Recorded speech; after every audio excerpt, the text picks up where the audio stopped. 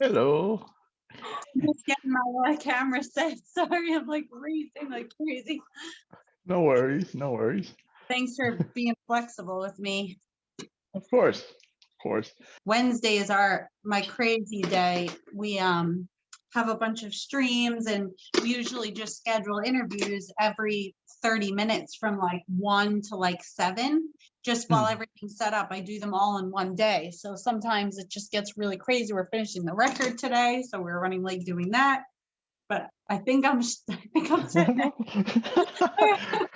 Yeah, I was looking at your website and I saw you guys were rocking it on the streaming world. So you've adapted. We had to. We lost so much this year. We lost a 14 country, 5-month long tour. Um, so it was difficult, and we had to figure out. I couldn't just stop. So it was tricky in the beginning, trying to figure out what to do and just how to move forward, and then it kind of just fell into place where it was like every Wednesday, I guess I'm doing concerts from home, and Very so cool. Very cool. yeah. Now, you just said you were doing 14. You said 14 country or city? What did you say? Country, almost 100 cities, 14 countries. Wow. So it was a big Wow. loss. Well, it's don't think of it as a loss. Think of it as a delay, Yes, right? Because true. I'm you can I mean I don't know how it all works and stuff, but I presume that you can do them later. Hopefully. I know we're waiting to see on this year, which it's not looking promising, to be honest with you. But you just got to do what you can, and so much good came out of staying home, like the streaming, and I mean to be named a top 40 live streamer of the year, like on the internet, was so crazy to me that I can sit in my living room and like Yeah. accomplish that. So for me, like a lot of blessings came too.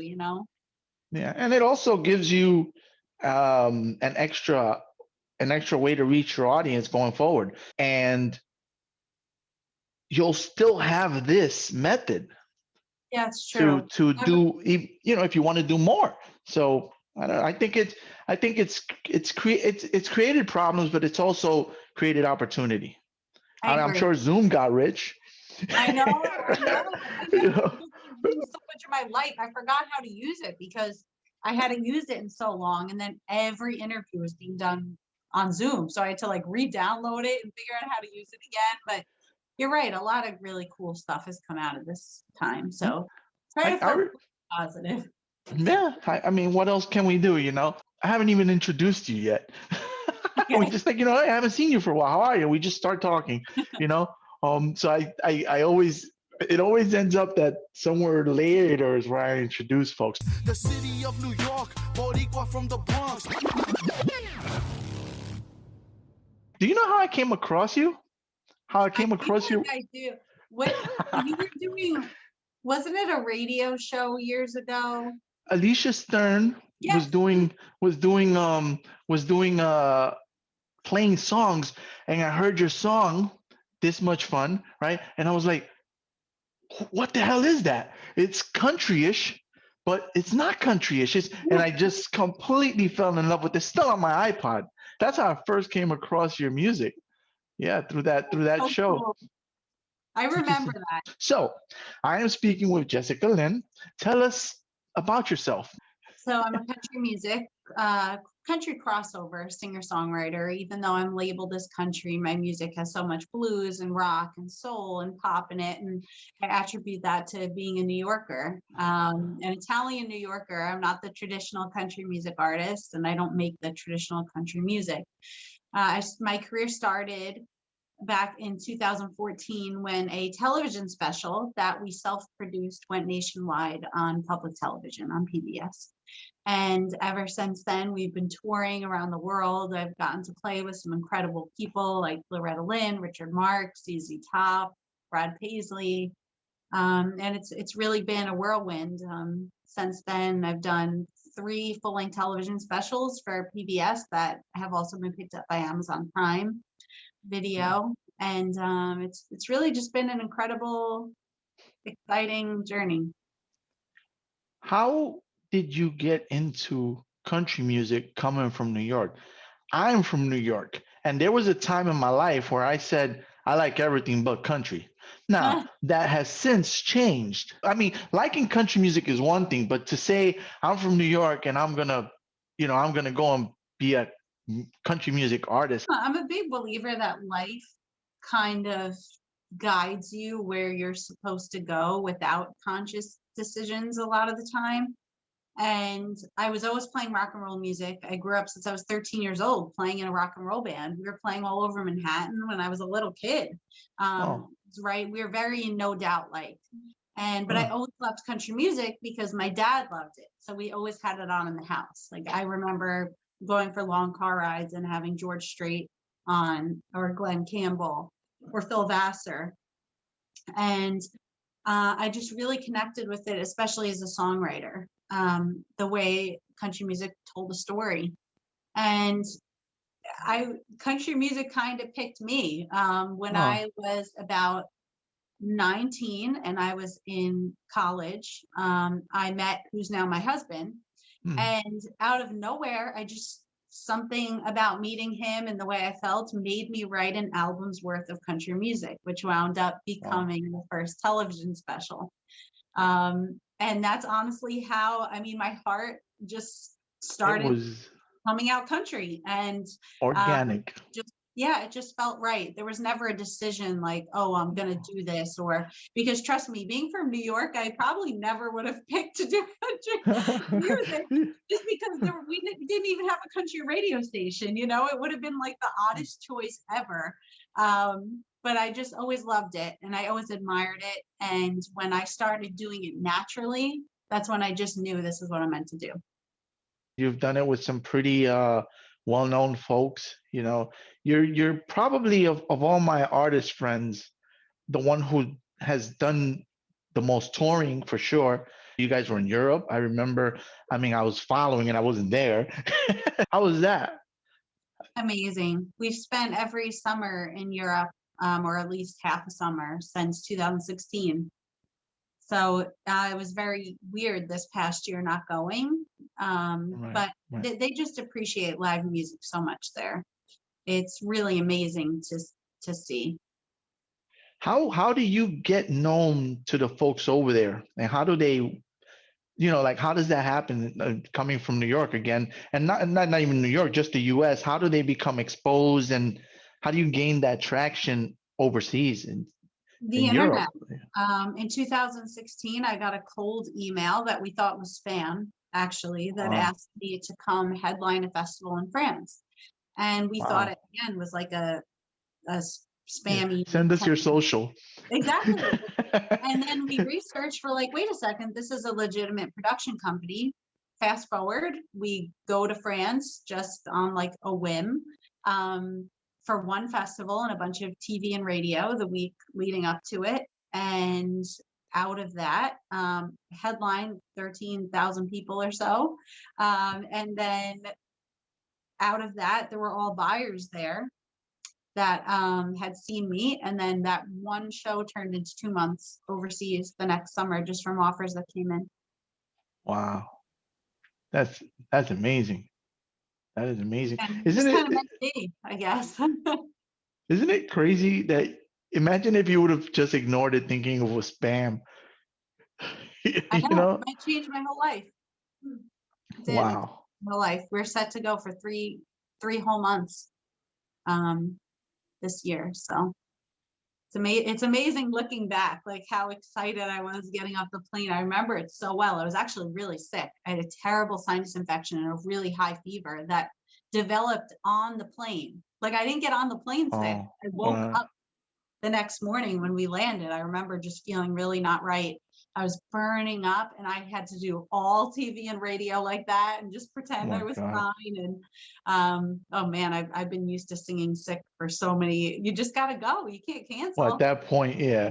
You know what, guys? I know I flew all the way to I'm Europe.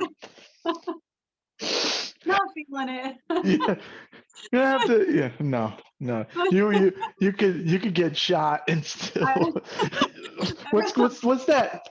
I remember like, when your fever is so high, you're like disoriented. Like that's how I felt. Delirious. But thank God I was okay. Like my voice was a little bit stronger after the 6 days for the festival on the weekend. Thank God. Wow. That's wild. Isn't it crazy also how that happens when like it's the most inopportune time? You I know, know. these things happen, but you just I mean it doesn't kill you, it makes you stronger, right? And So you true. It really did. And it prepped me. I mean, ever since then, we've toured so much. We were touring before that too. My first big one was 2014. But I mean, I've toured under every circumstance, sick, throwing up, fever, oh, sinus infection, terrible cold. I did the last year's run in the UK. We had 12 shows in 13 days. And I did 6 in a row, like super sick. I mean, high fever, barely any voice. I have no idea how I made it through, but I just did. I guess over the years, you just learn. yeah. I don't want to say autopilot, but you shift into that it's got to get done. You know, Yeah, it's that's got to it. get done. It's not like I Yeah. can call out and be like, someone else come sing for Jessica. Yeah. It No, doesn't no. work that way. It's not an option. I know. You know, that's not where you want to be replaced. Yeah. You know, I don't think Steve can pull it off. No, he fit in the shorts. You know, yeah. Well, I'm not gonna say I wouldn't like to see that, but I Maybe one day. don't. Yeah, I only had to cancel one of those shows, the very last one. I did 5 in a row, like extremely sick. And then the last one I just couldn't. I literally had no voice, like at all. Okay. Well, But you. that's the only show I've ever canceled due to illness, actually. Every other one. And really I tried, but I couldn't, when just air comes out, like you just have no It's voice much at fun. all. Yeah, It's much fun. exactly. I just couldn't do it. I mean, one would argue that you probably should have rested the whole time, but again, this isn't one of those things that you can put off. No, and there were so It's many. just We were all overseas, but I'm just gonna have the band sit in a hotel room and the ticket. I mean, it was too big of an undertaking to do that with. yeah. How many people are in your band 7. currently? Seven folks. I can't imagine how planning for the flight and everything must be for in terms of equipment. It takes us about 6 months putting a tour like that together. Wow. So that must have been really disappointing when things kind of went to crap with COVID. Because if Yeah. it fell apart, then that means you had already put the work in. Yeah, we did. That tour took us almost a year. Wow. We started, our first date was supposed to be end of May, and we got our first date for that tour the May prior. Wow. Yeah, that's a bummer. But Yeah. again, try to focus on the positive. You're doing your streaming, you're top streamer. Dude, I've been trying to do internet stuff for like years and years, and I've not topped anything, right? Okay. you know, so yeah, you're It's hard definitely doing something right. work. Social media is a full-time job, and you have to love it too. It's not like the amount of time that it takes to grow a fan base on the internet. You have to really truly enjoy it because it's a lot of time. I mean, sometimes in bed at night, I'll lay there for 3 hours and answer comments. Oh, So you have to really love what you're doing to put that amount of effort in. yeah. Well, you're gonna get what you put in. This is your full-time thing, right? You're a full-time musician, right? Like this is it, Yeah. It's more Wow. than a full-time job. Usually my day today is, I would say, a 12-hour workday, and that's like usually pretty the norm. I think I heard a quote once that someone said behind every overnight success, there's 12 years of hard work. It's true. It is Like, so true. There even been rumors about me. Uh, People don't know how hard it is. I mean, if it was easy, everybody would do it. But yeah, there have been rumors that I have ghostwriters writing all my stuff, that I have a millionaire family that's paid my way into all the festivals and everything. I wish. I wish it was true. those would have to be like true haters for that, I know, but you know you what? If know. you have haters, you're doing something right because nobody hates on anybody that's not doing anything. Well, true, true. But it's, Yeah. I mean, it's hard work. I turned 31 this year and I've been lugging equipment, and grinding since 13 years old. I always give folks credit because I know that there's work being done. I do recall you mentioning being ill during on one of your tours. I do recall that, but I didn't know that you were still pushing through and you were still grinding and getting out there and still performing while sick. What you put in is what you get out. It's true with consistency. I've taught a bunch of like little social media, like masterclass type of things and things like that. And one of my biggest tips is consistency. If you look at my pages, I have a formula.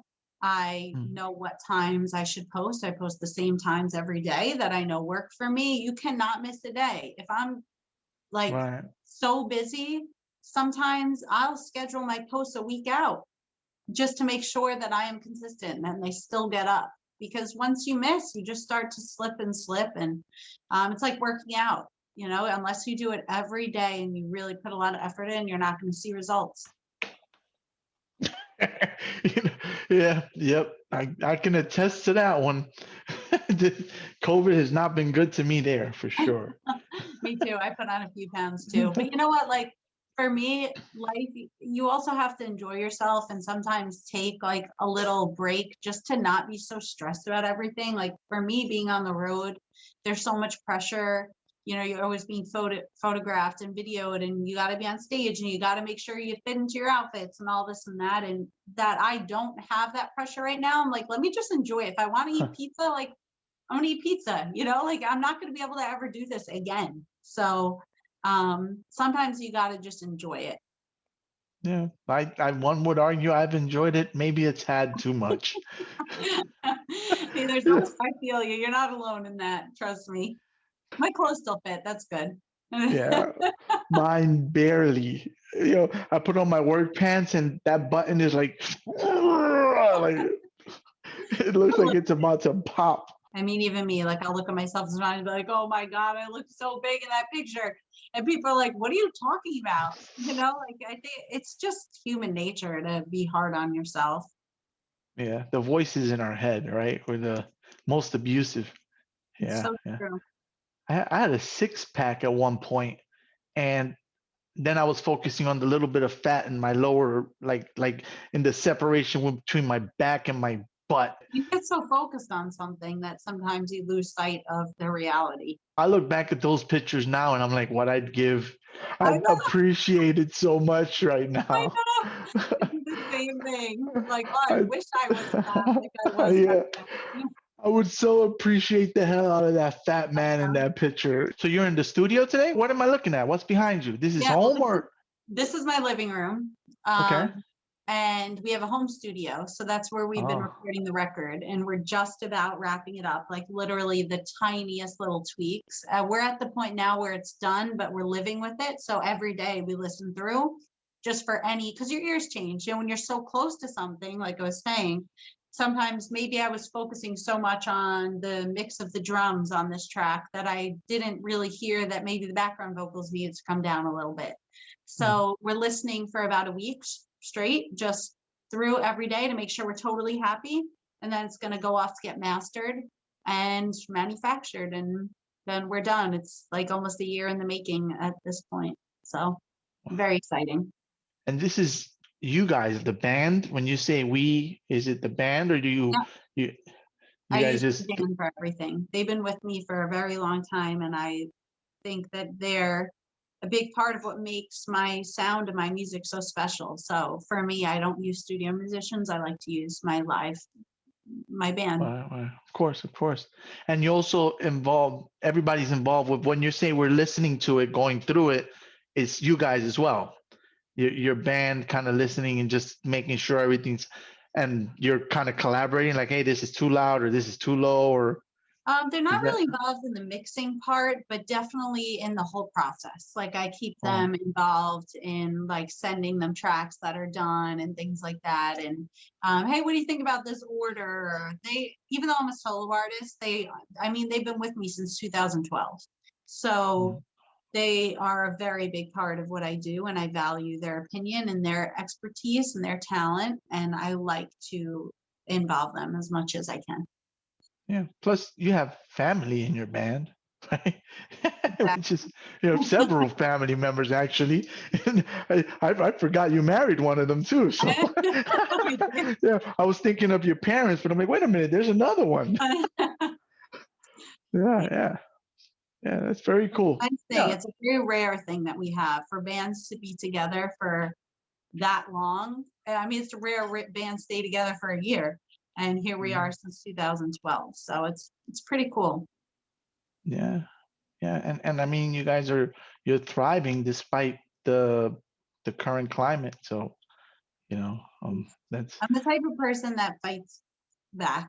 I'm not one to lay down and just like get beat up. I'm yeah, very motivated and very dedicated to what I do, and I love what I do.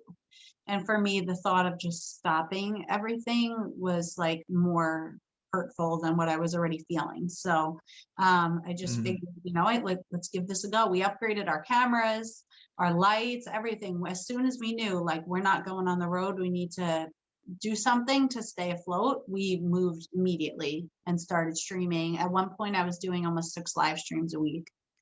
And wow, it, it, it was the right move. So it's nice to see it pay off. yeah, yeah. Well, it's definitely adapting. In fitness, people have done that, and I tried it. I tried to teach Zumba online, and I Why? just couldn't get on board. I need the people there. I need the feedback. I need so I did like, and maybe that's where I faltered, right? Because I did like one or two classes, and I had like one person show up. Then the next class, no person showed up. Then the next class, two people showed up. So I gave up on the consistency of it, right? I first of all, I wasn't enjoying it. So for me, I was trying to teach, but I just wasn't having fun Yeah. because I the reason I do it is it's like a form of therapy for me, you know. Yeah. And it helps me overcome. I'm very shy and timid. It helps me with all these things. So, but I need the people. So I need the feedback. When I go, ooh, ooh, I want to hear you, ooh, ooh, back. And I wasn't getting that. So it was me in a room, ooh, ooh, hey, doing what I'm doing, and But it just believe me, that goes away. Like, and for me, imagine after every song, dead silence, right, it's right, very weird. But then you get used to it, and you learn to appreciate it in a different way. Like for me, even though you don't get that instant gratification, mm, reading the comments after, seeing stuff come in as you're going, and you're also getting to spend time with your fans and your people in a way that you never would have. When I'm on a big stage, or I don't get to talk to you right, like this, like, oh, hey, John, nice to see you. You don't get to do that. So you learn to appreciate it for what it is. It's a different thing. If you go in with the mentality that it's going to be the same experience, you're going to be sorely disappointed. You right. have to find, That's exactly what happened. Yeah, yeah, and you yeah. can't let it discourage you. Believe me, I was so nervous in the beginning. It felt so weird to me not saying thank you after the songs, or that you learn to navigate it, and you learn to adjust, because it's a different thing. You cannot expect it to be the same. Yeah, that makes sense. Yeah. I really would give it another go, because I'm telling you, like, you don't realize the impact you can have too. If you can get over that initial hump of learning that it's something different. Like for me, I can't tell you the amount of messages I get of people saying, like, you really helped me through this lockdown. Getting to hang out with you, see your show every week. It made me feel like I wasn't alone. Like you're sitting there in my living room with me. And, Yeah. that's like the most special thing. Like that's more gratifying than any applause or big stage. And you could have that same type of impact on people. And believe me, when I first started, I wasn't having 500 people in the stream at a time. It's you grow it. Everybody and everything has got to start somewhere, and you don't get anywhere unless you stick with it. Yeah. Yeah. That's well, maybe I'll revisit it because I do kind of regret that not having stuck with it, you know. Oh my gosh, I gotta go. I'm supposed to be on Instagram right now. I probably have a ton of messages. Okay, Oh, I you better better get on there. It's been wonderful talking to you. Thank run you for here. taking the time. And I Thanks look for having forward for you guys to getting on the road again and getting out there and doing your thing. Thank you so much. All All right, right. I'll talk to you soon. All right, you take care. Bye. Bye. You are listening to the NYC Talking podcast. www.nyctalking.com. Please like NYC Talking on Facebook. Please follow Angel R Talk on Twitter and Instagram. We are NYC Talking, the realest lifestyle blog ever. Thanks for listening.